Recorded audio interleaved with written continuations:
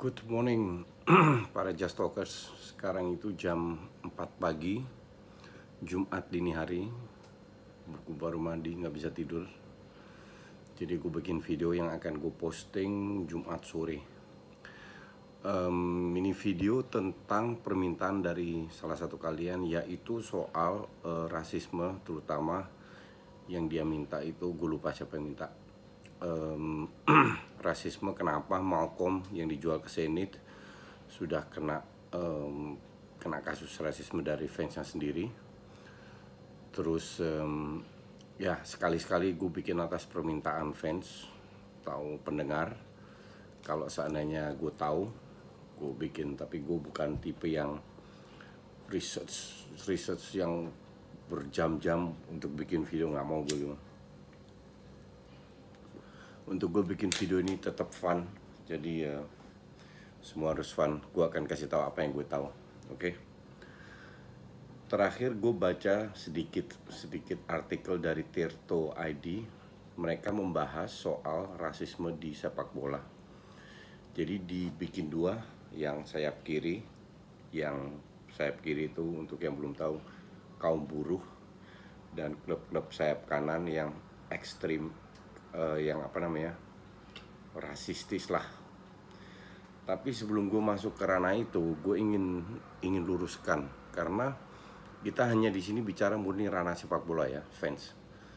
Karena banyak sekali gue baca, terutama di sepak bola lokal, bahwa fans saling mengejek itu dikit-dikit disebut rasis.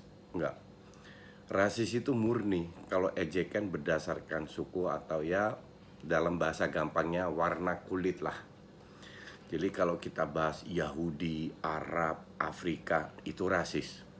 Tapi kalau dilecehkan, mati lo atau apa, itu bukan rasis.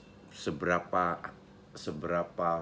pedihnya, parahnya pelecehan itu, kalau tidak melibatkan suku, itu bukan rasis, oke? Kita luruskan itu dulu, biar kalian nggak salah kaprah. Terus kita masuk ke ranah itu. Memang kalau kita kembali ke berapa puluh tahun yang lalu, awal-awal sepak bola mulailah. Sepak bola itu dimulai karena banyak sekali orang yang ingin berkumpul, bersosialisasi. Jadi banyak sekali klub itu berdiri sampai sekarang, sudah puluhan, 100 tahun bahkan, yang asal usulnya itu dari bersosialisasi dengan komunitasnya, atau dengan sukunya sendiri, atau dengan jenis pekerjaan. Contoh orang-orang di pelabuhan itu punya tim sendiri.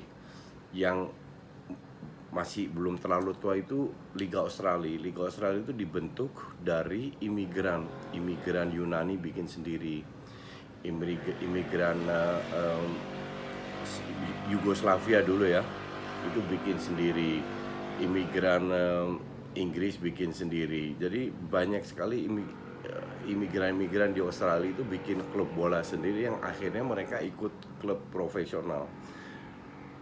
Ini contoh yang paling recent lah. Tapi kalau kita lihat lebih jauh lagi, gue kasih contoh yang gue tahu aja. Contoh Ajax, kalian tahu Ajax. Ajax itu dulu dibentuk oleh orang-orang Yahudi. Orang-orang Yahudi yang punya duit lah, yang kaya, bikin perkumpulan.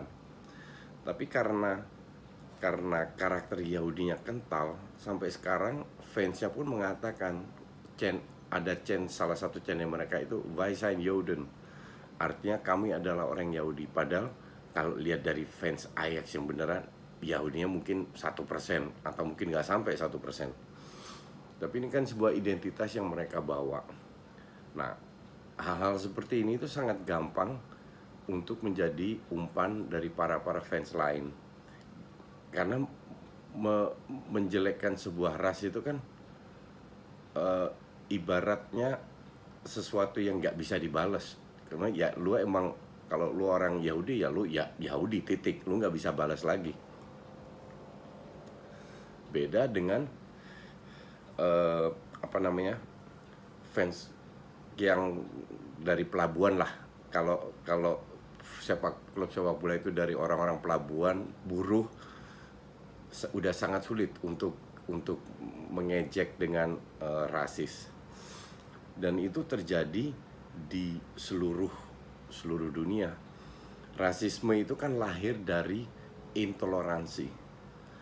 Pada saat intoleransi kita tinggi, ya kita dengan gampangnya menjelekkan sebuah suku atau ras.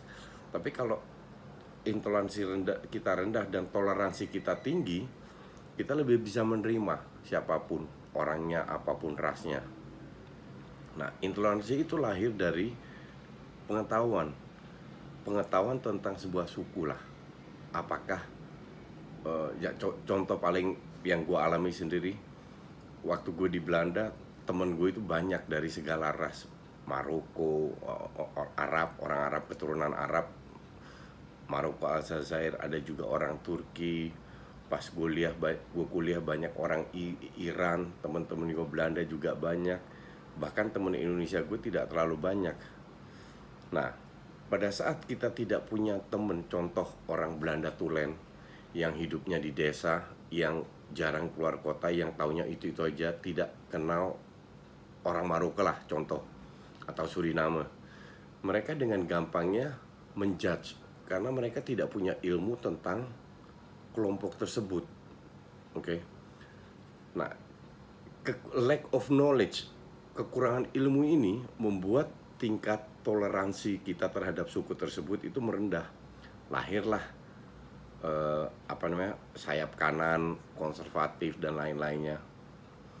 Itu juga kembali lagi ke ranah sepak bola. Kalau lu tahu, orang terutama Eropa Timur itu sangat kental rasisme di sepak bola di Eropa Timur. Kenapa? Karena Eropa Timur itu kan jajah bekas komunis lah, jajahan Rusia, Soviet Uni dulu ya. Mereka hidupnya itu sangat sulit, sangat miskin. Jadi pada saat mereka terbuka, kan banyak orang dari suku lain masuk, termasuk yang non kulit putih. Dan mereka biasanya kan dapat kerjaan kasar di mana orang-orang tersebut orang Poland lah contoh, tidak yang jobless yang banyak. Dengan gampangnya mereka menyalahkan orang migran dari Afrika lah. Oh, ini orang Afrika nyolong kerjaan gue. Padahal banyak sekali orang Eropa tidak mau mengerjakan kerjaan kasar atau kotor. Maka dari itu tahun 60-an banyak migrasi dari Afrika Utara terutama ke Eropa.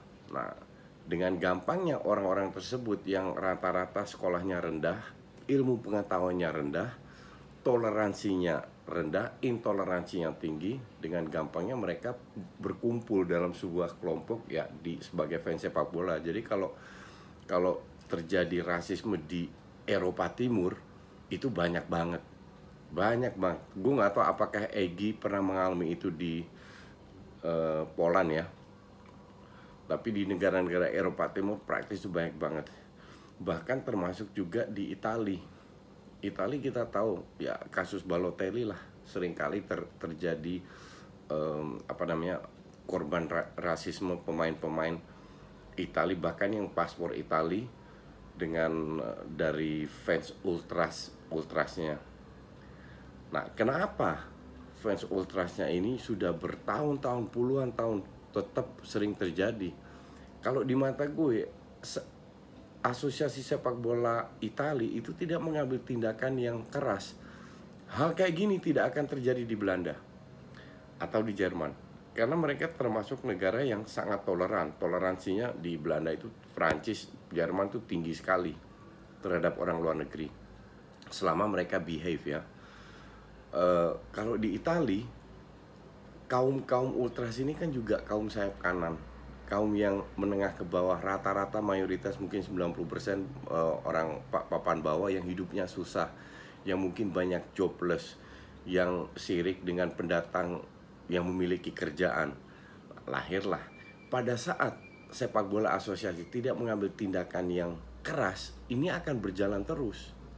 Dan itu asosiasi sepak bola Italia itu paling soft. Jadi kalau mereka datang dengan spanduk ya, no say no to racism, itu bullshit lah. Mereka harus datang dengan tindakan yang keras, dengan sanksi yang keras terhadap ultras itu. Dan itu bisa lakukan karena itu dilakukan di banyak negara juga. Oke, maka dari itu kembali lagi ke yang berwenang, karena rasisme itu pasti ada di semua negara di seluruh dunia lah. Tergantung kadarnya seperti apa. Dan dari semua negara barat, gap antara miskin dan kaya di Italia itu cukup besar. Sementara di negara Eropa Barat kayak Jerman, Perancis, Belanda ke atas, Austria ke atas, itu gap antara kaya dan miskin itu lebih kecil. Maka dari itu tingkat toleransinya lebih tinggi.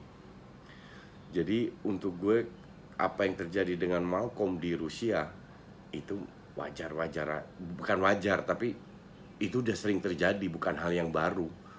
Cuman ya inilah resiko kalau lu mau cari duit banyak, ya bisa di Rusia. Cuman ya resikonya seperti ini. Dan gue juga tidak melihat asosiasi sepak bola di Rusia itu mengambil tindakan yang keras terhadap fans-fans seperti itu. Dan nampaknya FIFA atau UEFA pun sedikit tutup mata, karena mereka hanya keluar dengan say no to racism, tapi tidak berani mengambil tindakan terhadap asosiasi sepak bola di negara-negara yang terkenal rasismenya tinggi. Oke. Jadi sementara itu, kalau mau silahkan kasih topik di Instagram gue. Ntar kalau bagus, gue akan bahas. Thanks.